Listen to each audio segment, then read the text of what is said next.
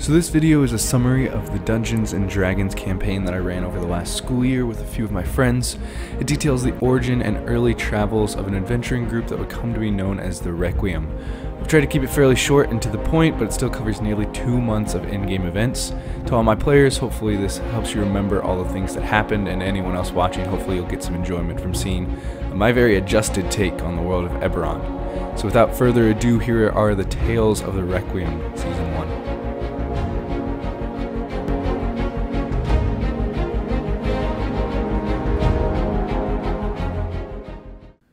Our story begins back in the small village of Valoron. Like many great adventures, this one began in a humble tavern.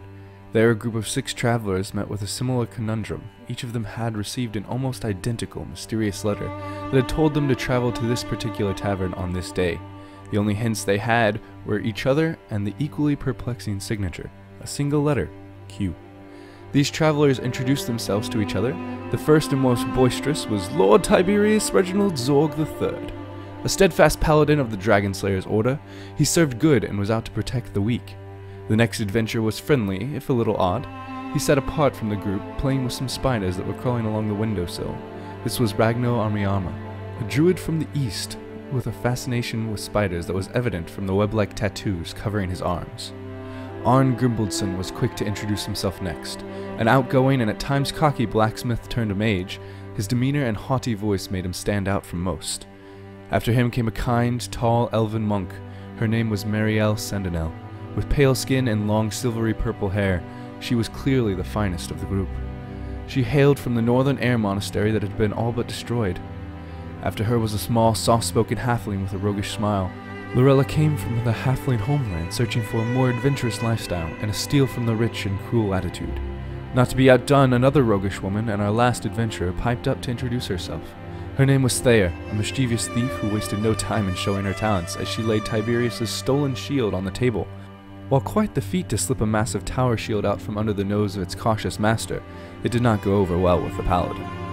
The group had its first heated argument, but settled back in to track down the mystery of why they'd all been gathered there. They called over the barmaid, Adra, to inquire if she knew more. She informed them that a tall, dark stranger had left money and instructions that they were to be provided with whatever they wanted while they were there, but no other directions were given. The party asks if there is any work to be done around the town, and Adra tells them that a bounty has been put out to remove some goblins from a nearby cave. Unfamiliar with the local area, the party hires a kind halfling, Merrick Tosscobble, to lead them to the cave the next morning. In the cave they find a group of 4 goblins. Tiberius shines, figuratively and literally, as he casts light upon his shield and uses it to decapitate one of the goblins and cleaves through another with his longsword. The group returns to Valoron, but there is little left for them there without any more clues, so they set off on a boat from Dockmaster Fred Sterig toward the city of Staralasker, where they have heard that there is to be a harvest festival. The boat is led by a captain named Jeff and is relatively uneventful until they try to disembark via rowboats. They encounter some merfolk, and one of them is quite flirtatious with Arn. During the discussion, Lorella slips a knife off of the merfolk. The boat hits the shore without further issue, and the party continues on foot over the plains toward the city. While in the plains, they encounter a pack of jackal-wares, hideous half-breeds that attack them on sight. The party quickly takes them out and continues on towards Staralasker, where they gain entry and find rooms at an inn. They arrived early for the festival and spend some time looking for more work, and they locate the city steward, who tells them of the bounty on the rising numbers of jackal-wares in the area that they had fought previously. The party sets out to hunt some more down, but instead find a giant hyena. This is much to the delight of Ragno, who finds a beast he is capable of shifting into. The party heads back to the city, not wanting to miss any of the upcoming festivities.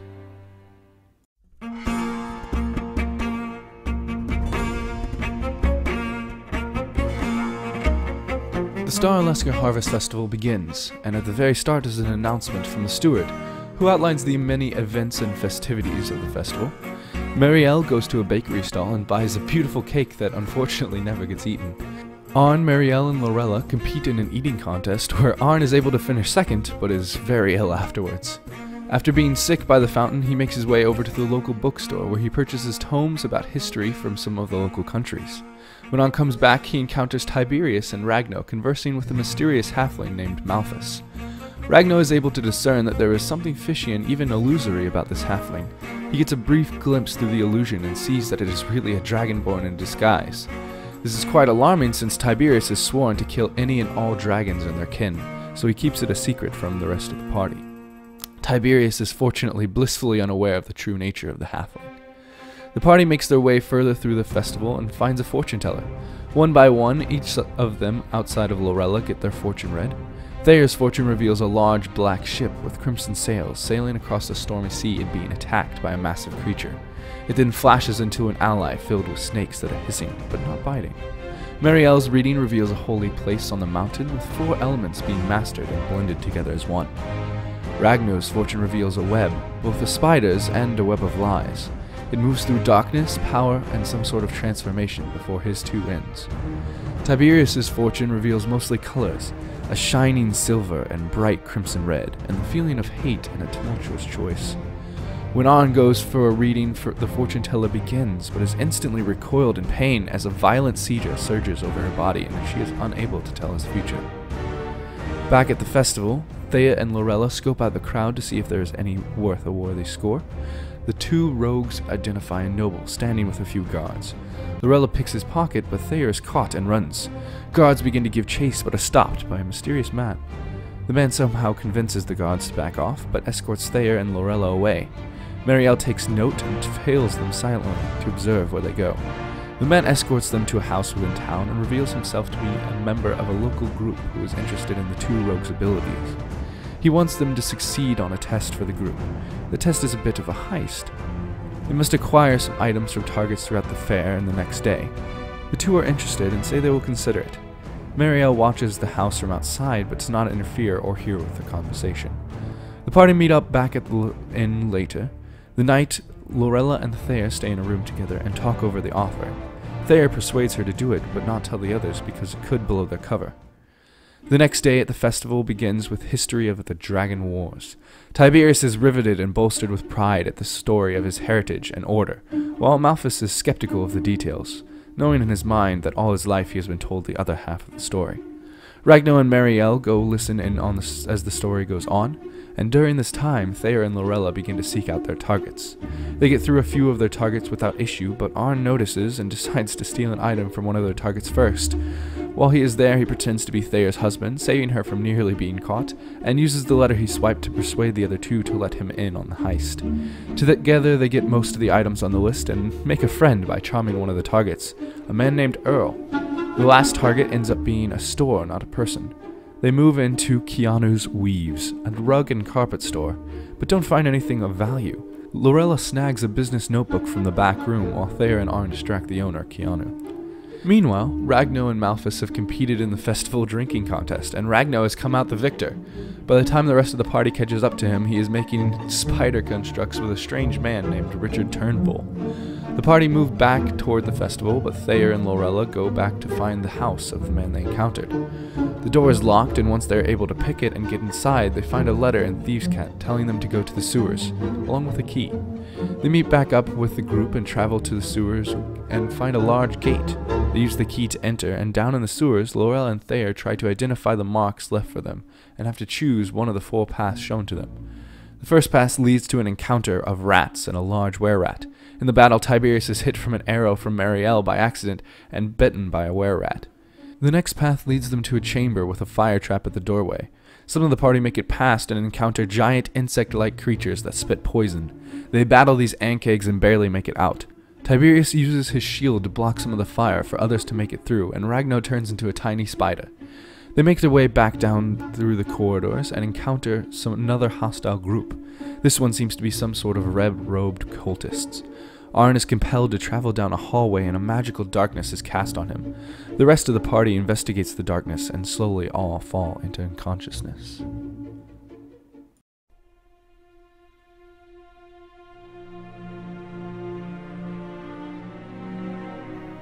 The party wake up far away on the plains just outside Dragon's Crown, a massive structure from the bones of a defeated dragon. All they can remember is the harvest festival, the sewers, and then darkness. Their memory is lost and picks back up again when they boarded a train to come out towards Dragon's Crown, on a search for a portal at the urge of Malphus. They continue across the plains and encounter some more jackal wares outside of the fated forest, and take along their heads to return to Starlasker to collect the bounty.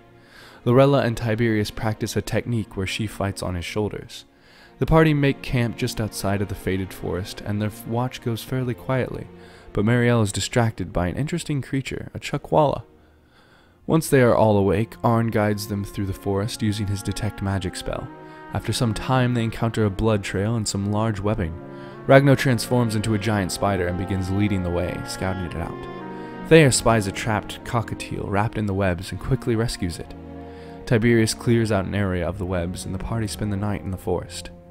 The next day, the party reaches a ruined landmark of the Dragon Slayer's order. Tiberius eagerly rushes forward to enter and gets trapped in some razor vine. The party takes time to cut him out as Arn summons a familiar.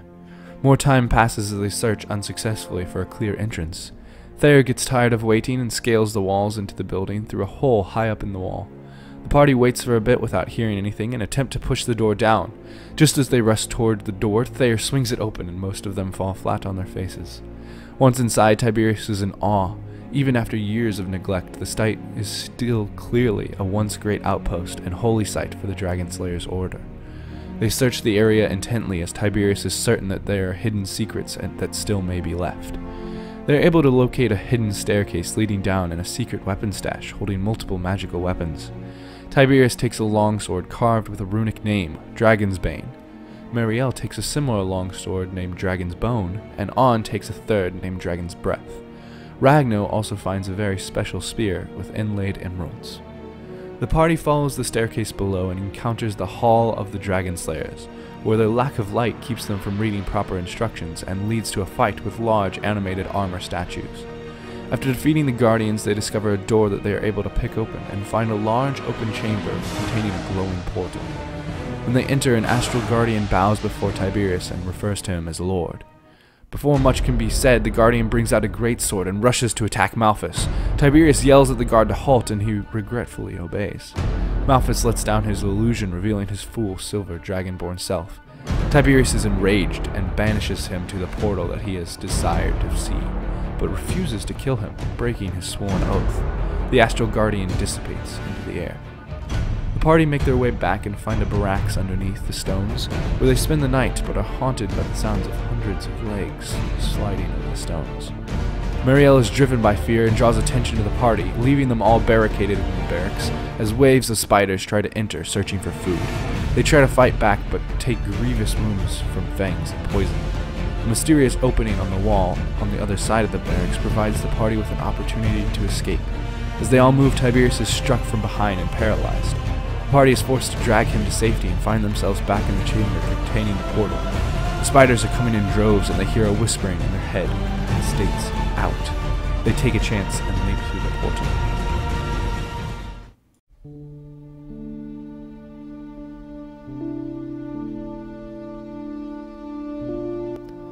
Marielle is the first to awake as she stumbles into consciousness back inside the Starlasker sewers. A time jump seems to have placed them back into the past, reliving the moments that they had lost earlier.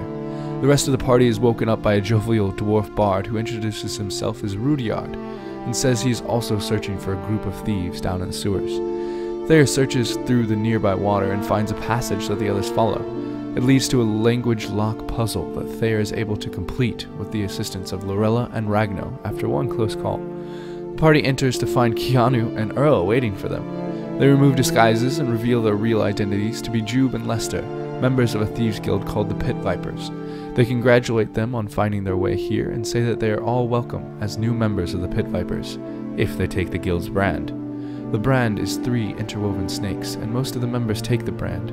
Thayer, Arn, Ragno, Marielle, Rudyard, and Lorella all go through the painful process, but Tiberius refuses to be part of the group, as he sees them as an evil and not worthy of his time. He leaves the place and goes back to the tavern alone.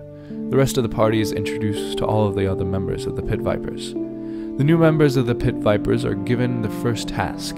They are each assigned to bring stolen goods worth 15 gold pieces back to the hideout. They are shown the secret entrance that leads out through the fountain in the center of the town square, and split up to tackle the challenge. Thayer and Arn go toward the blacksmith shop, Fire and Steel, and grab some weapons from displays after picking the lock on the door.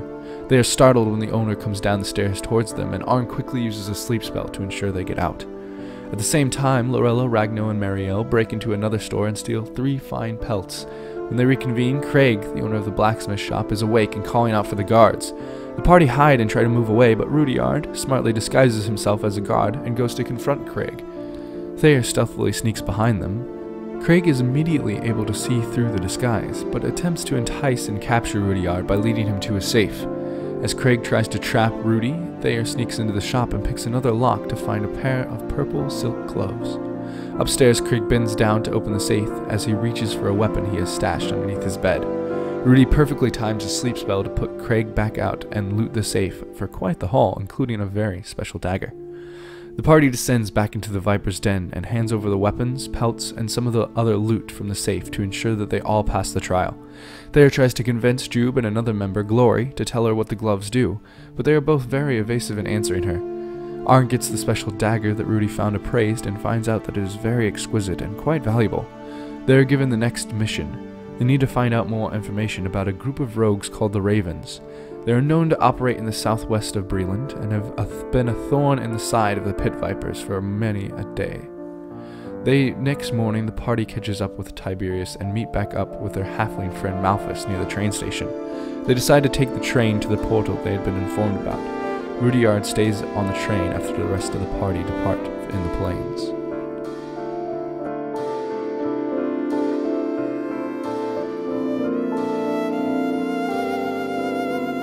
The party awakens scattered in the desert and have to find each other. Most of the party meets up, but Thayer and Tiberius are mysteriously not found. Instead, they find an old friend of Marielle's, a druid named Grigor. Grigor helps guide them through the desert, but they are attacked by a pack of gnolls, odd hyena-type humanoids. A bounty hunter and tracker named Morthus has been tracking these gnolls and assists the party in the fight. After surviving the fight, the party along with Morthus and Grigor make their way back to the nearby town of Blackpit. Blackpit is a mess of a town, filled with mercenaries, thieves, and corruption. Morthus leads them to the Suleiman house, one of the ruling family houses in town, to return the gnoll heads for a price. Arn is stiffed on the price by Morthus' contact there, Valentinus, and to compensate, Morthus pays for the party to stay at an inn and goes back to his home. Morthus wakes the next morning and makes his way back to the Suleiman house for a new contract, where he is sent to gather information on the gnoll infestation. Arn, along with Grigor, go to investigate the Suleiman house and try to talk to Valentinus again, but wait for an hour with no response. Meanwhile, Marielle, Ragno, and Lorella make their way to the market for alchemical supplies, and Lorella gets some gold stolen from her by children on the streets. Arn leaves the Suleiman house and searches for armor for a long time and ends up paying for a slightly overpriced set. Lorella talks to some of the kids on the street and tries to convince them to bring them something, and they would pay for it if it was good enough. She's unsure of how successful her attempt was. The next day, the party continues to explore the town and make their way to one of the arenas in town where they briefly glimpse a Goliath obliterating other gladiators. Marielle exercises her alchemical expertise and creates some potions. Out in the desert cliffs, Morthus tracks a pack of gnolls through the hills. He sees the pack attack and kill a merchant caravan and watches them steal away the bodies. He investigates the attack site but loses the trail of the gnolls while looking for clues. He picks the trail back up and finds the pack attacking 2 warriors camping outside Blackpit on the way to the arenas. Once more, they steal the dead bodies, and Morthus follows them this time as they travel up into the hills. The pack continues on until they reach a large hole in the ground. Morthus investigates and finds the bodies of the warriors and merchants being feasted on by hyenas. He decides to sleep close by and keep an eye out. When he awakes, the bodies are gone, along with the hyenas. The rest of the party has made a trip outside of Blackpit toward a nearby area with some more vegetation on the outskirts of the desert in order to find some ingredients for potions. On the road, they find the leftover merchant caravan that Morthus saw being attacked the night before. They move a little further down the road and discover a second caravan led by a man named Marson. The party explain the dangerous area and offer to become members of his guard for a price. Marson asks for a display of their skill to ensure that they are worth the price they ask. Before he can even finish, Lorella has snuck up to him with her dagger at the ready at his throat. The merchant is most impressed and motions to the others. Arn challenges the strongest guard the merchant has and shields away the guard's attack before launching a firebolt into the sky. Marielle uses her connection to the elements to move the wind. Marson is very impressed with them all and accepts them as guards and offers a payment if they make it back to Blackpit safely. After watching for some time back in the mountains, Morthus sees the pack depart again and follows behind them. The gnolls nearly ambush the party and a great battle ensues where all but one of the merchant's guards are killed. The last guard, Hal, was the same guard who Arn had challenged earlier and had grown close to the party.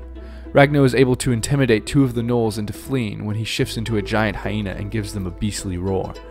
The party continues to fight the gnolls, and Morthus arrives to the battle and gets into a duel with the pack leader. After being hit with a devastating blow from the pack leader's bow, Morthus hides behind a large boulder. Just as the pack leader reaches him, Morthus turns and fires a shot with all 3 barrels of his bulldog straight into his chest of the pack lord, dropping him instantly. In the aftermath of the battle, the party locates a gnoll that was much larger and stronger than the rest, with painted marks across its body. When they get back to Black Pit with all of the dead gnolls, Morthus is summoned for a personal meeting with Yasin Suleiman, the head of the Suleiman house. Yasin tells Morthus of the recent rise in gnoll population and wants him to exterminate as many as he can. He wants him and the rest of the party to search for new information. Morthus convinces Yasin to give him a week to prepare.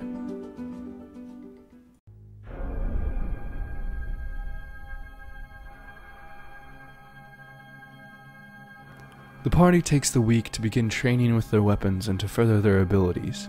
They also take a trip to one of the large arenas, the Asai Arena, and see many events including a sorcerer duel, a simulated battle between 2 large armies, and a large battle between gladiators and bears and lions. During this last event they again see the dominant Goliath and discover he is named Carpophorus and has become a crowd favorite. In the crowd, Ragnar discovers an odd elf with darkened skin who talks to him about Loth and a mysterious city, the Dark City of Zarusk. Morthus takes this time to work on a new weapon with the help of Arn. Lorella's earlier bet on the children pays off, and one of the children inform her of something sketchy that has happened between the members of House Asai and House Duen. Ragnar charms a weaponsmith to help Arn and narrowly escapes before the charm wears off. On the way back from the market, they pass by the open arena and discover that Thayer and Tiberius are there fighting in the arena. They go in and watch the battle, and Tiberius and Thayer win their battle, along with another strong gladiator who Arn knows of. He is the famous Flamma, a well-respected gladiator and strong fighter. The party goes back to the inn to discuss what should be done. During this time, they decide what they should do with the rest of the valuables they had gotten from Craig the blacksmith. Lorella had lobbied to leave them back in Starlesker and steals Arn's fancy dagger out of spite. Arn is able to steal it back, but becomes slightly paranoid about people stealing things from him. The next day, the party goes back to the open arena and is able to talk to Thayer, who explains that her and Tiberius were captured and are being forced to fight for their freedom. They have been unwilling and unsuccessful until yesterday. Thayer hates feeling like a slave in the arena and wants out, but is unable to make any progress in escaping. Arn slips Thayer the special dagger to see if it will be any help, and the party decides to find Morthus and ask him to persuade Suleiman to help in freeing their friends. Morthus is convinced and sets out to find Suleiman. Valentinus tells Morthus at the house that House Asai has agreed to provide them with a few gladiators on loan to assist them in his hunt. Morthus and Arn then travel to House Asai to see what gladiators they can choose from. The headmaster, Gahak, shows them a wide selection including a sorcerer, warlock, a human barbarian, in addition to Tiberius, Thayer, and Carpophorus, but Morthus is only allowed to choose 2. Morthus persuades Gahak to allow him to select 3 instead, and takes Tiberius, Thayer, and Carpophorus. The party is able to recruit Hal in a nearby tavern as well. They take the rest of the week to prepare for the fight, and Morthus is able to finish his new firearm, the Greyhound. The party finally set out on their quest. When the party reaches the hills to track down the gnolls, it takes them a few hours, but they find the correct path. While searching, they see a woola, or a dog lizard, speedily running towards them. Thinking it looks cute, Thayer tries to help it, but it runs away. Behind it are 3 jakar, or sand sharks. They attack the party and are quite hardy beasts. They take heavy injuries, and Tiberius, Hal, and Arn all fall unconscious, but they are able to defeat the beasts. The party eventually find the pit that Morthus had previously found and camp out in a cave nearby. They return to search the pit and find a magical button that triggers a set of metal bars that reveal an entrance to a series of caverns. Inside, it is quickly discovered to be empty, and they only encounter a few gnolls, which they quickly eliminate. They search further and find a storage room and a secret door, but it appears to be empty. A mysterious shadow slinks through and swipes whatever contents were actually hidden and disappears. The party continue through the caverns to the very bottom, where they find another large pit, this one descending down further into darkness.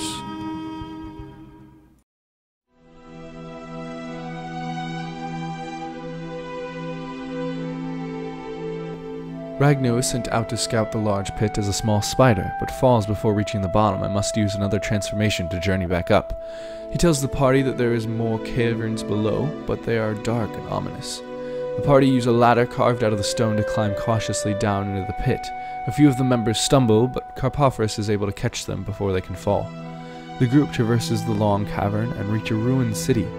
They investigate the city to find a hidden staircase, but turn around when they notice signs of oozes in the area. Instead, Ragnar weaves a bridge out of spider silk, and surprisingly it holds for everyone.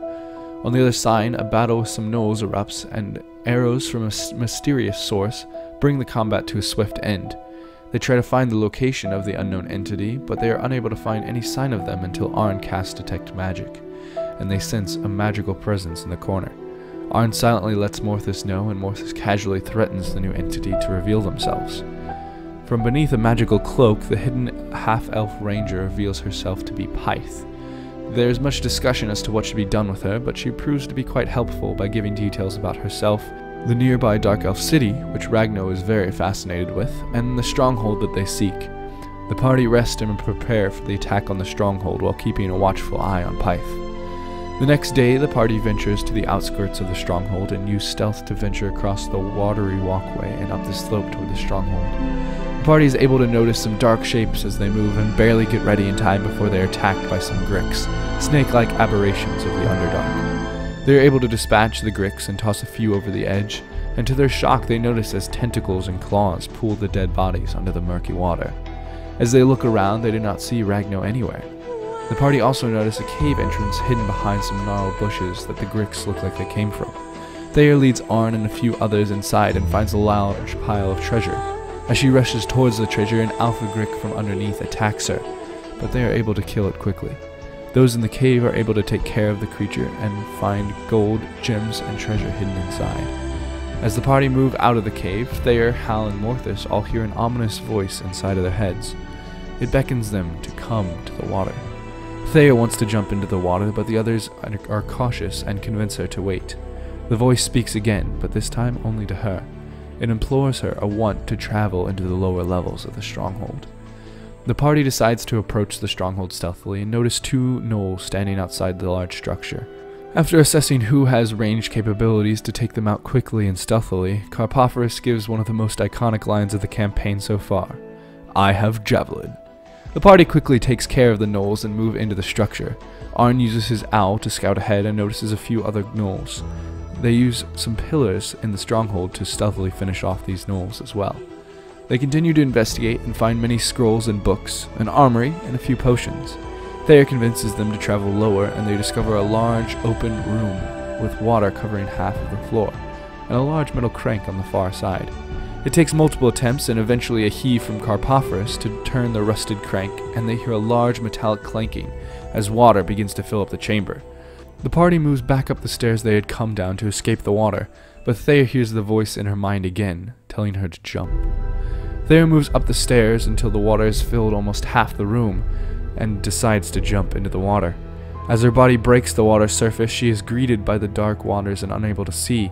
Suddenly, a gentle glow builds until it reveals a large creature now occupying the cavern. The creature tells Thayer telepathically that it is an aboleth named Aedan, and it thanks her for letting it back into its home that has been locked out of for so long. It offers to take Thayer back to her home via the seas, because it feels that she misses it dearly. She asks for a day to help her friends finish their quest, and the creature agrees to wait until then. She swims back to join the rest of the party, and they move back into the main stronghold.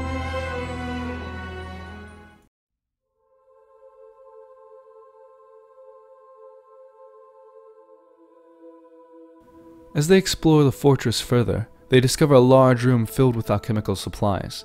There are potions, dusty books, a cauldron, and rows of ingredients. Upon further investigation, they also locate a silvery key stuck in a stone wall. The key has a slowly blinking green eye on its end. The party is able to find some recipes and potions along with some spell scrolls, and using their clever wits and intelligence, solve a riddle to create a potion to rend from stone. They pull the key from the stone wall and reveal a hidden door. The door leads to another large cavernous opening, and the party enters cautiously, sending the stealthier of them to scout ahead. They see two figures, one humanoid and one small goblin, talking to two large mirrors and overhear a conversation. The humanoid talks to the mirrors, where the outlines of another humanoid can be seen in each. He addresses them as Varro and Lucian, and talks of some sort of plan. The conversation is interrupted when the party draws attention and the two figures turn towards them. The small goblin climbs up on a ledge and blows a horn, alerting gnolls that begin climbing up the ledges from the shadows below. He is quickly shot off the ledge and climbs through one of the mirrors. The gnolls are handled by the party, but Tiberius falls unconscious by a large, brutal gnoll, and is barely saved by Hal. One of the mirrors suddenly smashes into pieces, and the other starts to slowly crack. Pyth launches an arrow at the remaining mirror in an attempt to shatter it as well, but only manages to crack it further. The party attempt to deal with the humanoid as he casts devastating spells at them and regenerates slowly. Morthus moves ahead to attack the figure remaining in the cracked mirror and pushes his hand holding the bulldog into the shattered mirror. The gun immediately shatters as it passes through the fractured portal, and his body is racked by an immense pain as it starts to tear him apart. The figure laughs as Morthus falls to the ground and says, "I look forward to our meeting," before shattering the mirror. The spellcaster, Senegar, continues to regenerate and drains the life from Pyth, causing her to fall unconscious, and he uses it to raise the gnoll brute back from the dead. The party begins to focus down the brute, but bunches up together, and Senegar launches a fireball, dropping many of the party to low health or unconsciousness. While the party try to heal each other, Senegar proclaims that he will destroy each one of them one by one, and slays Pyth. The party rally at the death of their ranger, and Arn casts sleep on Senegar, and Tiberius uses a divine smite with his shield to decapitate him. They see a ghostly spirit leave the body and fade into the shadows. Upon searching his body, they find an amulet and a special artifact. They take Pyth back to the cave where they found the treasure and bury her body there. Arn casts Leomund's tiny hut for protection so that they can all rest safely. The party awake and continue their search throughout the stronghold and find a strange tome with a tongue on the front. Lorella trades this to Arn for a future item of her choosing. When Arn opens the book, he finds all the pages to be empty except for a few spells. He is slightly spooked and closes it immediately. Ragnar finally appears in the stronghold with a dwarf cleric named Morgrim Brawnanvil. He explains what happened to him in his absence. When Pyth told him of how close the dark city of Zarusk was, he knew he had to go and investigate it for himself and left the party. He snuck past the users to get into the city and made it inside. He was eventually noticed by guards and imprisoned, where he met Morgrim and another human. They escaped together and found themselves inside an old ruin. The human unfortunately perished in a trap in the ruin, but Ragnar found a special scarab amulet inside. Once Ragnar finishes his tale, the party decide to send a message back to Blackpit, warning of a possible attack.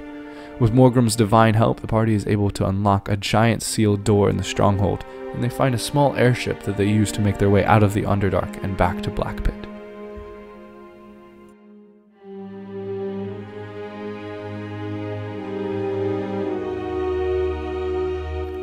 Upon returning to the Black Pit, the party see the remains of a battle, but it looks like the town received their message and was well prepared. Morthus travels back to Yasin Suleiman and gets a massive reward and acknowledges Carpophorus as a critical asset in the battle. He then travels to see Boris aside to request Thayer and Tiberius' freedom. He is able to negotiate a steep price for them, but only free Thayer as Tiberius does not want to be freed. He is still unsure of his place after breaking his vow and thinks the arena is as good a place as any for him for now. The party bids him goodbye and sets off for the city of Kragwar to find information on what other cities might be under attack. The party successfully make it to Kragwar and meet up with Watcher Helbram, the head of the guard. He takes them to meet the steward, who believes what they have told them as it matches the reports he has heard as well. After talking with the steward, the party investigate the city. Lorella and Ragnar investigate some shops and embassies of the dwarves and elves. Morthus sees the elves for the first time in a while and has a brief moment of horror before realizing that they are wood elves. Arn and Marielle find a library to do some research. There, Marielle is able to find some tones detailing the recent history and talking about the tension between Thrain and Onder. She also finds information about one of her friends, the Princess of Onder. Meanwhile, Arn is able to find very in-depth information on Revenants, the most likely identity of Senegar and his friends. He also finds information on a case where 3 criminals were tried in a highly controversial decision. He recognized the names of the accused, Senegar, Lucian, and Varro, as well as their accuser, Boris Asai. When Arn returns to the library the next day, he continues his research into the trial and discovers the name of the executioner and the judge, Galtharutain and Elberon the Just. Thayer grows bored of waiting and wanders off to do something. She notices some market stalls and swipes a necklace from one of the vendors while casually talking with a guard. She then goes with Morthus to investigate when she sees guards interrogating some miners. They wait until the guard leaves and then approach one of the miners. Morthus intimidates the miner into giving all the information he knows before he sprints away in fear. He reveals that there was some sort of robbery from within the mines, but doesn't know quite what it is. On the way back, Thayer also notices some shadow marks, signs used by thieves' guilds, above Moslin's goods and a local store, and the dwarven embassy itself. Arn finally opens the mysterious tome given to him by Lorella again and finds new words written inside. Thinking it to be magical, he tries throughout the day all manner of ways to get it to speak to him. Eventually he discovers it can reveal new words only at midnight. Morthus and Thayer take a trip back to Moslin's goods and meet Moslin, a dwarf, who they convince into telling them information about the local thieves' guilds and their leader Zeed, but says that they have nothing to do with the heist in the mines. Thayer takes a look around the city with Lorella to try and find more shadow marks or signs of the guild, but instead runs into the same guard she conversed with the day before and who clearly knows of her thievery now. The guard immediately recognizes her and, since discovering what she did, grapples her to the ground. Lorella is able to escape to warn the party. Thayer is taken and interrogated by Watcher Helbram, who believes she may have had some connection to the Thieves Guild and the mine robbery. Thayer is defiant and Helbram threatens her life. The party goes to find Helbram and negotiate Thayer's release, but only if they are able to find those responsible for the robbery.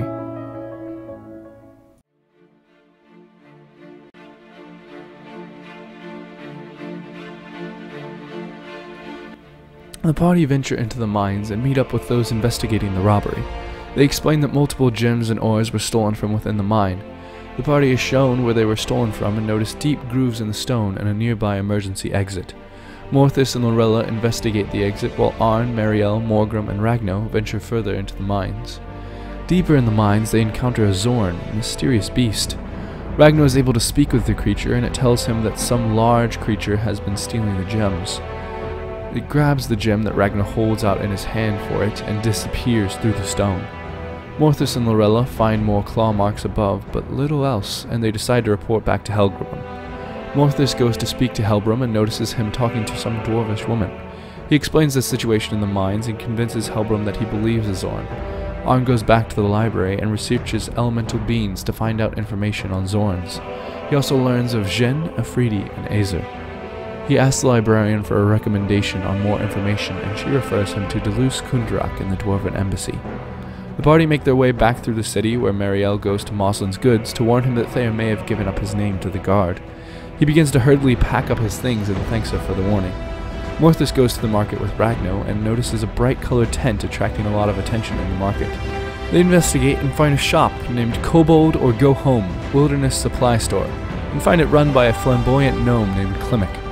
Morthus acquires a beautiful set of carving tools from him. They then go to talk to Helbram and ask for an introduction into the embassy.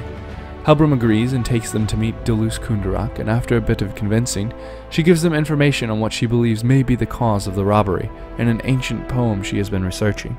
She also informs them that the Jarl Kragwar's daughter has been disappearing at odd times and suggests that they follow her. The city is big, so the party split up to search for the Jarl's daughter, Acedia. They are able to find the daughter and race across the city to meet up with each other, and to trail her. She moves off into the desert alone before they lose sight of her. Morthus continues to track her, but they get into a battle with some giant scorpions. Ragno transforms into one of the scorpions to help defeat him. As they pick up Acedia's trail, they push forward further into the desert.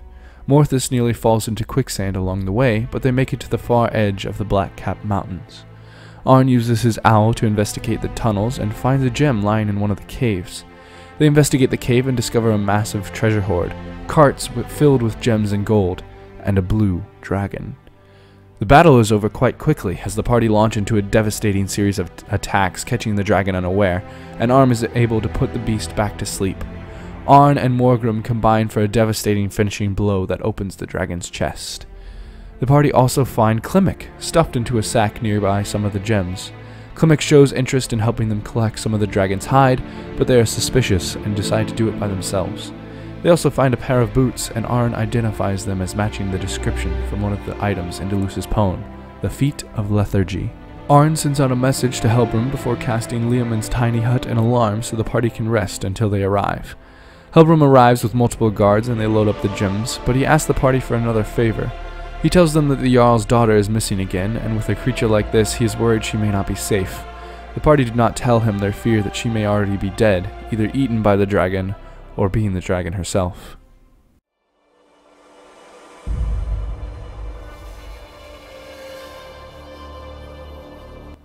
The party make their way back to Cragwar and report back to Deluce, who is impressed and gives them the name of one of her contacts, Oslo, in the city of Xandrar, who is tracking down leads on another potential item. They decide to go investigate the city and travel in their airship over the Blackcap Mountains and approach Xandrar from the south. Xandrar is a large, beautiful city, but is currently under the attack of some sort of large aquatic creatures, sea devils. Ragnar announces their approach with an amplified voice, and they engage some of the amphibious creatures that are attacking the city from the safety of their airship.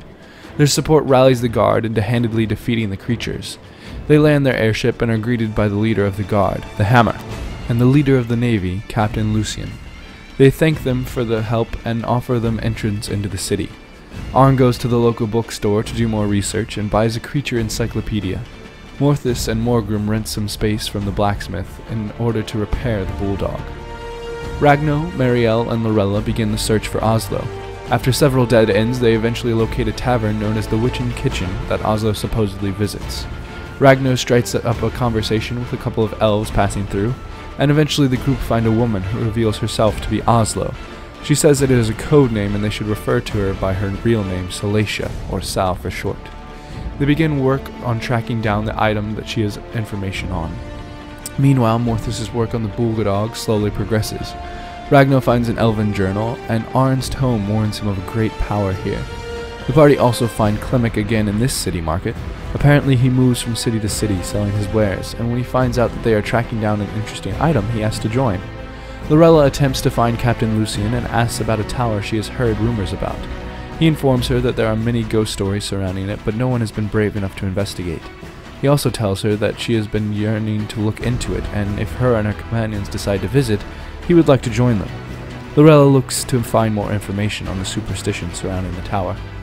The party gathers and prepares to leave for the tower. As they are packing up their airship, Captain Lucien approaches and launches into attack against the party with a group of sea devils at his command. It suddenly dawns on the party that it is the second Revenant, as the sea devils begin attacking the city. Lucien's quick and agile attacks decimate the party, but Morgrim puts up a wall of fire that ensure he has little help from the sea devils. Ragnar's quick-thinking Thunderwave and orange magic missile stall enough time for Morthus to kill the Revenant with a blast from the bulldog soaked in holy water. The party finds some pearls and a sharpened rapier on his body, but hide it until they have time to talk with the Hammer. The Hammer is shocked and takes them to the Jarl of Xandrar, Gauthur Utain. They convince Gauthur of the story, and he asks to examine the body. They sneak Lucien's body across the city using an illusion from Ragnar to give it to Gauthur and the Hammer without alerting anyone and causing alarm. Marielle, Lorella, and Arn take the airship out across the sea and chase down some of the escaping sea devils. Marielle finishes off the last sea devil with a quick arrow. Wanting to retrieve the body, Marielle is able to create a rope loop and attempts to grab it, but Lorella points out a dark shadow. Just as they loop the heel of the sea devil, a large beast emerges from the water and bites into the sea devil, pulling the rope down under the water. Arn decides to cut the rope loose before the boat is pulled along with it. The full party meet back up and find Sal and Morgrim helping at the field hospital that it was set up after the battle. Arn goes back to watch the boat while the rest of the party goes out for a night of drinking and revelry before setting out for the tower the next day.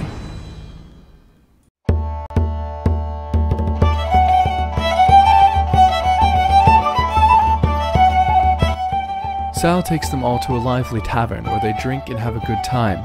Ragnar uses some mind reading to learn the lyrics and sing along with one of the local shanties, all for me grog. Morthus retires early and Sal follows suit shortly thereafter. Unknowingly to the party, Sal goes and charms Morthus and spends the night with him. When the party wakes up, they all have a good breakfast and depart for the airship to meet up with Arn. They set off across the lake toward the tower. While on the ship, Arn begins practicing using his longsword with Marielle. Suddenly, Klimek flies up to the ship on a magic carpet. Slightly upset that the party has forgotten about him, he sees Arn practicing with his sword and banters with him flirtatiously. Arn and Morthus decide to have a duel. Morthus takes an early lead and trips Arn, but Arn comes back to win the duel with a ferocious series of attacks. As the day draws to a close, they decide to rest on the water. During Ragno and Morthus' watch, Sal gets up and talks with Morthus. Ragno sees as she kisses his hand before going back to sleep. Later, on the last watch, Sal takes the shift with Marielle and talks to her about Morthus. Marielle is unwittingly charmed by her as well. When the party wakes, they continue their search for the tower. Arn is able to detect a magical distortion on the horizon, and they pass through an illusion revealing an old lighthouse tower. The party land their ship and investigate the tower. There's a large mural-covered door, and Ragno tries to knock loudly to gain entry. Spectres and ghosts emerge from the door and attack the party. The spectres attack Ragno as he shifts into a giant hyena, but the ghost moves into Marielle and possesses her. Under the possession, she knocks Lorella unconscious and has to be pinned down by Ragno in giant hyena form. Morgrim is able to pull the ghost out of her, and the party is able to kill it. They move back to the door and notice that there is no visible handle. Ragno attempts to break in open with no success, so Arn blasts a small hole into it. Inside, they are able to see some sort of mechanism, but it is bent and destroyed. Sal takes over and is able to reveal a way to open the door, but it jams and only opens slightly.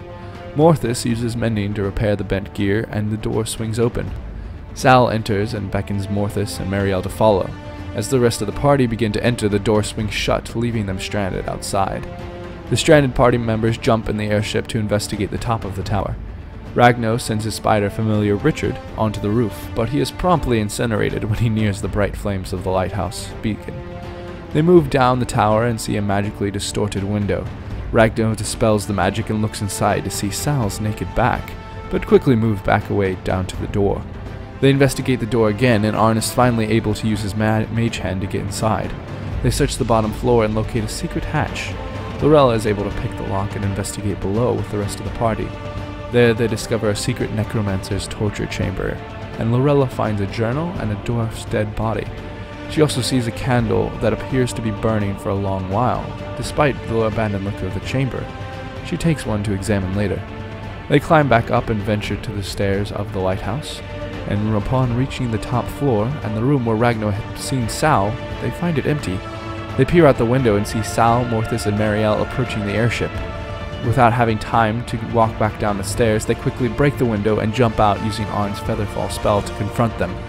Sal reveals her true form as a giant black dragon and attacks with an ascetic breath attack. Morgrim immediately rushes the dragon, and the party is able to defeat the dragon and free Morthus and Marielle from the charm, but Morgrim falls in the battle. The party grieves heavily on the loss of their now close companion, and anger that their fears of dragons disguising themselves as humans is true.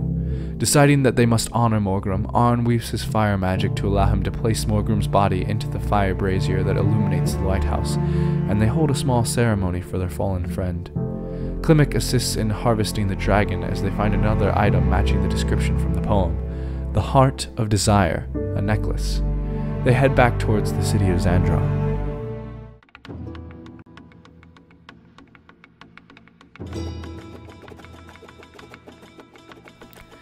When they make it back to the city, Marielle informs them that she has learned that there is to be a large wedding in a few days.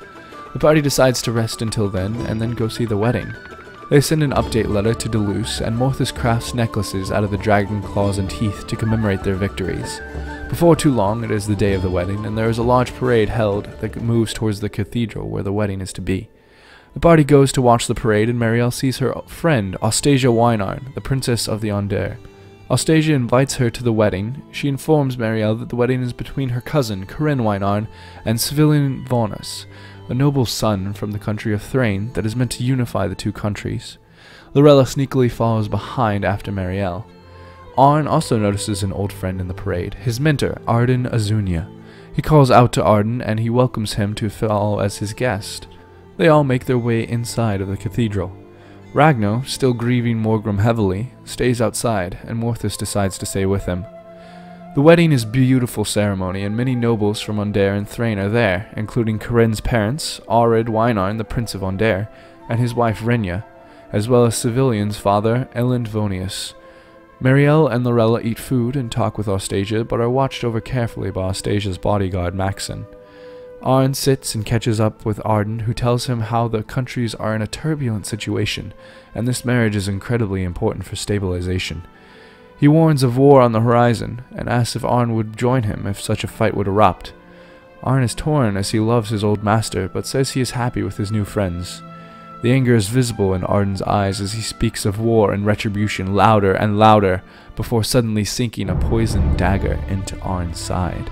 A massive battle breaks out as Arden's other mages begin blasting the members at the wedding and seal the door shut. Arden releases a blast of cold energy, freezing many of the soldiers and nobles there, killing most of them instantly. Civilian's bodyguard Aristor is barely able to save him before it hits. A giant airship breaks through one of the walls of the cathedral, and the mages drag Corinne, Marielle, and Austasia into the ship. Arn fights back but is ultimately overpowered, paralyzed, and also taken into the ship. Lorella kills a barbarian fighting with Arden just before he is able to kill the frozen Maxon. The airship pulls out of the cathedral, leaving Aristor, Lorella, Civilian, and the frozen Maxon surrounded by dead. The hammer finally bursts in through the cathedral door with his guards, and Lorella wastes no time in rushing out and finding the others. She reaches Ragno and Morthus as they are moving towards the cathedral. Ragno quickly beast-shapes into a horse, and Morthus jumps onto him. Lorella stylishly blackflips onto him as well, and they race across the city toward the airship. Unfortunately, the other ship has a head start that is much faster than their craft, so they go back and search for clues and talk to the guard. Civilian and Lorella inform them all of what happened, and they take time to defrost Maxon. Civilian informs them of Arden's connections to a mysterious arcane organization called the Arcane Congress that he believes is headquartered out of the hidden base near the village of Arcanix, but he needs Maxon's information as an Undarian spy to know where. When Maxon is finally unfrozen, he tells them he can guide them there. The party decide to go after them, and Civilian sends them Aristor to aid them. The Hammer also sends a swordsman from his guard, Orin, to assist.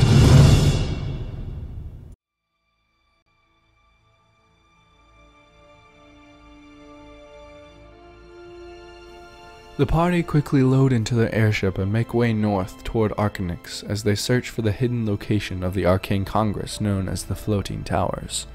When they reach the small village, they talk to the mayor, Raoul Tranic, who despite recognizing Maxon refuses to let the party have entry to the highly guarded secret of the Floating Towers. The party make their way back to the airship and decide to go find it on their own. After searching for a long while, Ragno is able to dispel magic and break a hole in the illusion, and they stumble upon a floating tower in the sky. Meanwhile, Marielle wakes up inside a small cell with Austasia.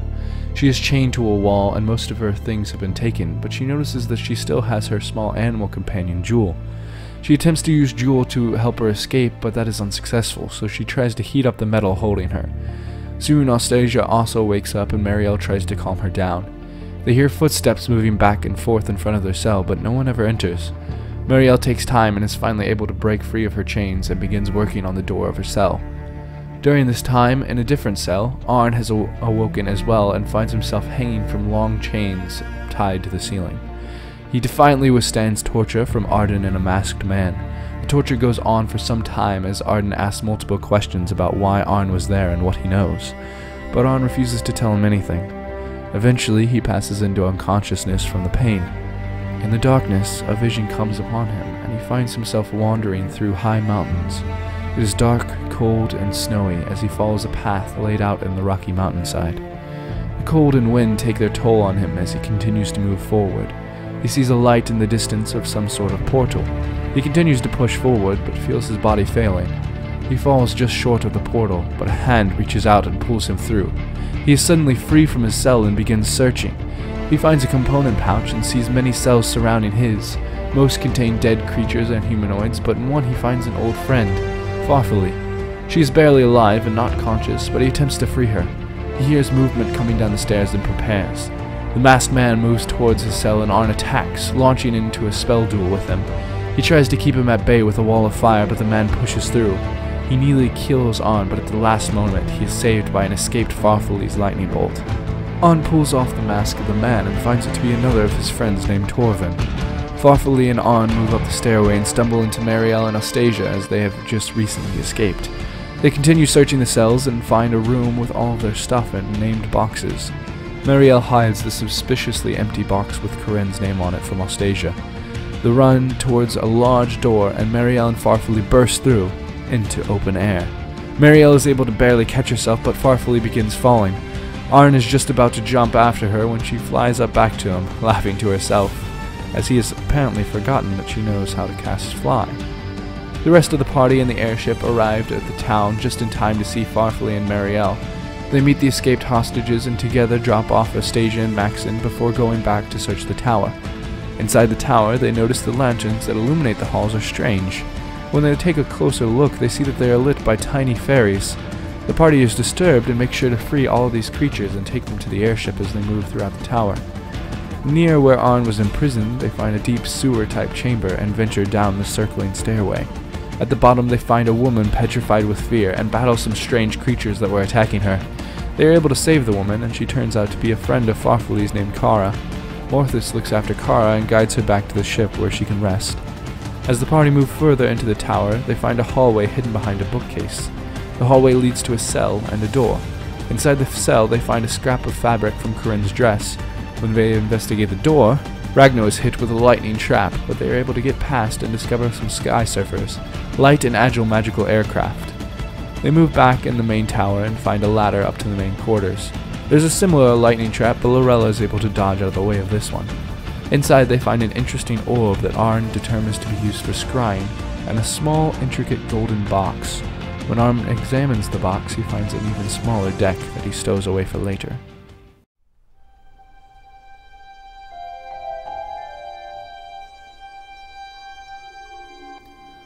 Arn was part of a group of misfits and mischief makers that also included Farfalle and Torvin, called the Lurkers, when he studied at the floating towers. Farfalle tells him that the Lurkers are still active with some new members and have been doing research into some strange occurrences at the magical school.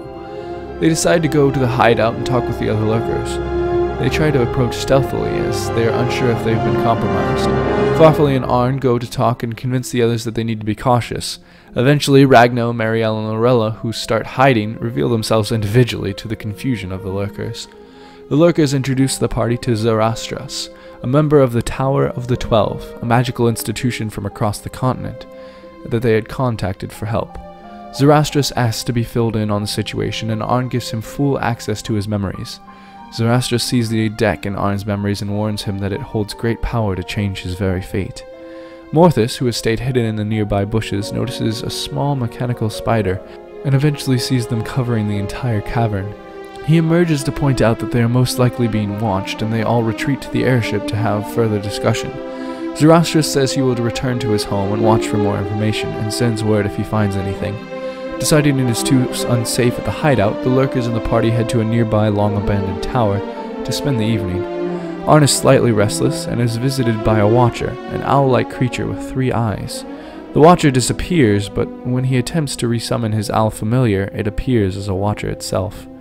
Arn decides to revisit the floating towers alone to inform the Arcane Congress of Arden's treachery, knowing that the rest will not be welcome. When he reaches his old school grounds, he finds a teacher who he was on a decent basis with, and asks him to arrange an audience with the Arcane Congress. He talks with the Congress, but forgets that Arden is also a member, and is forced to give his account and accusation with Arden in the room. They agree to a full investigation if he will lead them to the tower that he was trapped in, and allow his memories to be examined. Arn agrees and attempts to use his new familiar to see through any magic if it is there, but he is ushered out before he can see anything. Arn takes Master Archael to the tower where he was held, and allows Gil Raman, the librarian, to examine his memories. For his protection, he is given a guard, an odd illusion mage named Kalen. The rest of the party meets up with Maxon and Anastasia in the cave that they left them in. Maxon asks for help in escorting the princess to the nearby city of Passage, and the party agrees.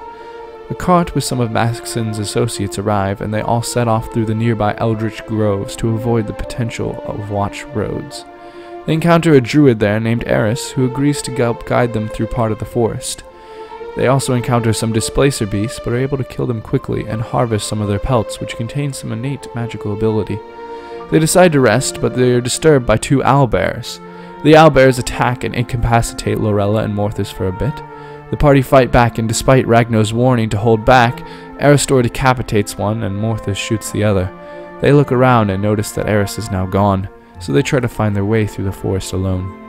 Arn spends his time waiting, mostly in the library and talking with other students. When he is finally recalled by the Congress, Gilraman states that there is no clear evidence as Arden has an alibi, and there could be work of shapeshifters, which Arden admits they have had dealings with as of late. The Congress decides that Arden is innocent, but that it is a grave danger to have someone masquerading as a member of the Arcane Congress. They decide to continue the investigation to get to the bottom of this mystery. Arn is slightly angered and leaves, intending to meet up with his friends. Arden talks with him on the way out and says how much he has missed him and how proud he is that he had the strength to stand up for what he believes. Arn tries to get him to decode a message that Arden had given to him before he had first left the floating towers, but Arden said he isn't quite ready. He gives him a bird and says to send it back to him if he finds any information about who is impersonating him. Arn also meets with Farfalle before he leaves, who bids him goodbye with a kiss. He takes a sky surfer and goes to find his friends.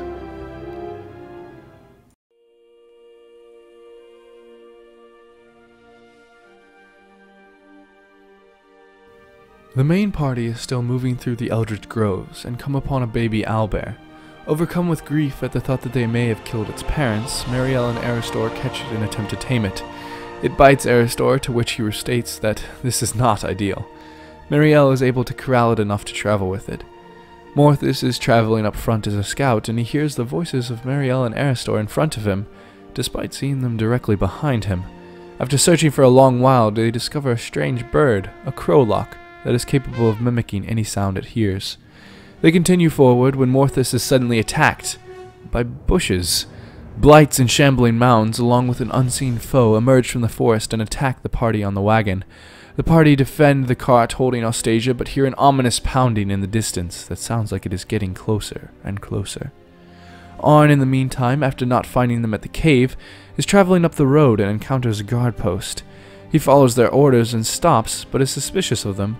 He departs and rides away as they try to attack him. He continues along the road and hears a large pounding sound and decides to head toward it.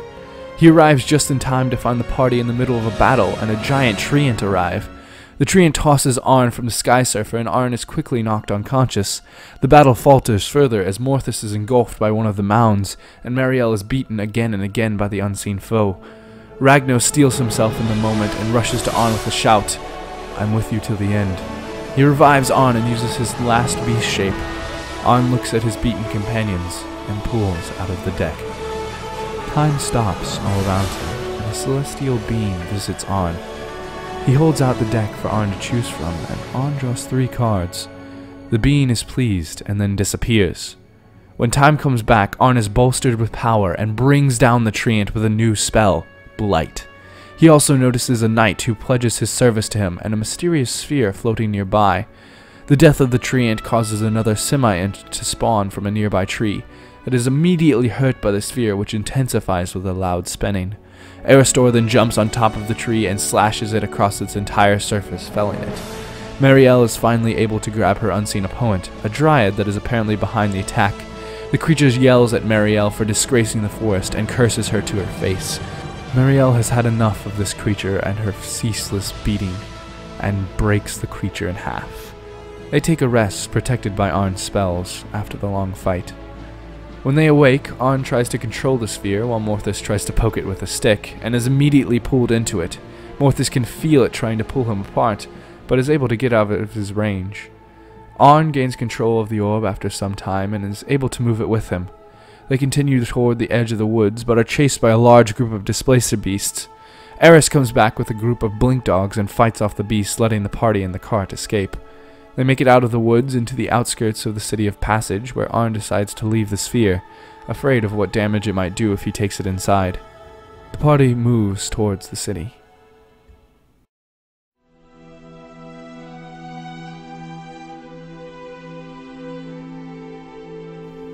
They enter the city and move toward the palace, where Queen Orala greets them and reunites with her daughter. She thanks them so much for keeping her safe and invites them all to a banquet. She also informs them that there is a reward waiting for them at a nearby shop. The party makes their way towards the shop and notice a familiar sign, "Kobold or Go Home, Wilderness Supply Store." They make their way inside and are cheerfully greeted by Klimek, who says he's been told all about their great deeds. He's a little bit bitter about not being included, but is happy to see them all again. He explains that the reward is part of a puzzle, a large magical maze of his own creation. Inside they will have to move through and collect as much as they can, but if they die inside they will get nothing. He leads them to a door and they all cautiously enter. Inside they see a large room with 3 mirrors on the walls. Lorella moves towards one of the mirrors and is immediately transported inside, somehow locked within. Morthus cautiously moves to another and sees the reflection of the same room he is in. He tosses a rock at it and it passes through. He tries stepping through and finds a new room. Motioning to follow, the rest of the party make their way through the mirror. Marielle drifts near the final mirror and is trapped inside it like Lorella, but is able to switch spots with her companion Jewel as the small creature peers in at her. The party find themselves in another room, but with a thin walkway along one side and a deep hole that leads to darkness. They pull the mirror from where it stands and walk over to another hook on a wall, revealing another room. The party enters the room to find it filled with tall grass.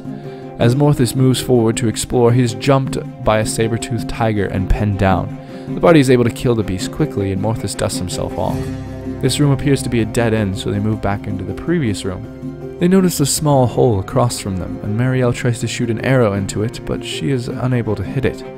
They decide to continue along the pathway and use the final hook in the room to reach still another new room. Inside this room they find a jungle-like atmosphere and see some monkeys in the trees. The monkeys begin to fling poo at them and Morthus is hit twice. One of the monkeys throws something at Marielle, who, thinking it is more poo, flings it away from her. She realizes too late that she has thrown away a pair of bracers. Ragno investigates the area as an insect and is able to find the bracers. Morthus puts on the braces and immediately feels his innate accuracy with his weapon increase.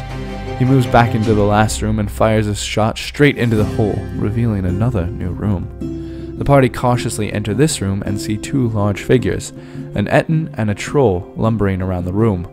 Morthus is able to sneak up and instantly kill the Etten, while the troll digs its claws into Aristor. Ragno uses his Eldritch Blast and other abilities to control the battle, and they are able to quickly defeat the troll. They see another hook and use the mirror to continue on to still another room. Inside this one they see 10 treasure chests. Arn sends out his owl to each chest one by one to see if they're trapped, and reveals most of them to be mimics. Aristor animates some marbles from his pockets and attacks the mimics, making quick work of them. They move into their final room, which is a single pathway to the exit, but they notice a series of levers and are able to activate them in different patterns to receive multiple magical items. They emerge out of the maze and Klimek hurriedly congratulates them, but says they are needed immediately. When they walk out of the store, they see light in the distance. The city of Passage is under attack.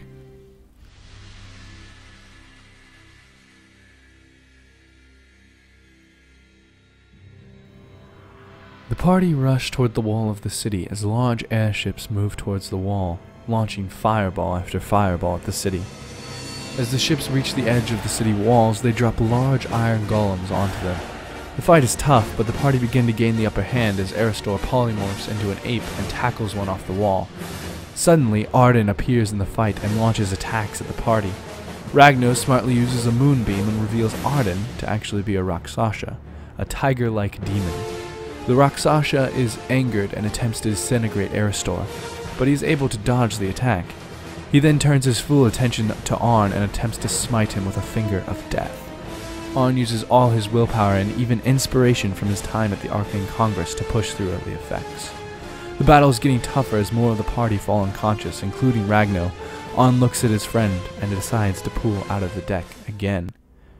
Once more, time stops, and the same celestial figure visits him again, displaying the cards from the deck. Once more, Arn selects 3 cards, and the figure disappears, and time returns. This time, a skeletal figure emerges from the shadow and challenges him to single combat.